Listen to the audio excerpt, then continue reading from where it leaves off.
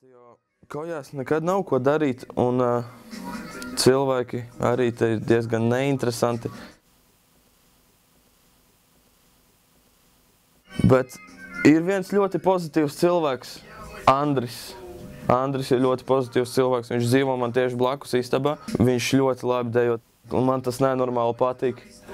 Tad, kad viņš dejo tektoniku, man atverās sirds, es atplaukstu, un es ļoti arī gribu iemācīties dejot tektoniku.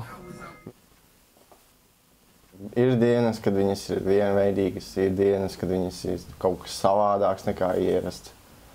Tā vispār viņas ir vienmuļas un garlaicīgas dienas, teikšu, kā ir.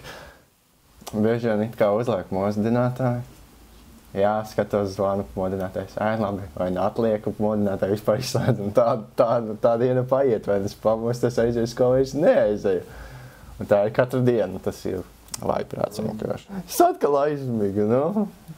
Miegs bija spēcīgāks par mani vienkārši. Andris atvācās uz kājām, jā, un tad es sāku mācīties. Viņš ir mans iedvesmas avots.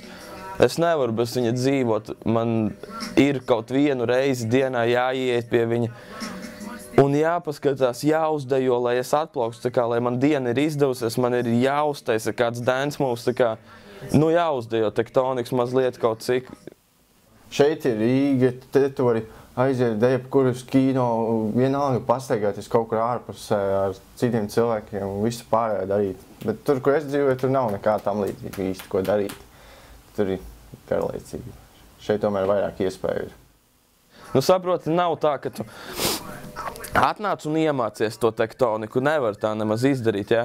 Tev viņš ir jāmācās dienā, tie soļi atkārtojas visu laiku. Bet, ja iet runa par ne tikai tektoniku, tad vispār koju dzīve ir katru dienu savādāka. Tu nezini, kāds pavērsiens, tu ieej kojās, ja? Vienu dienu ir tā, ka tev satiec Alvi, otru dienu tu vari satikt Andri, kurš dejo tektoniku.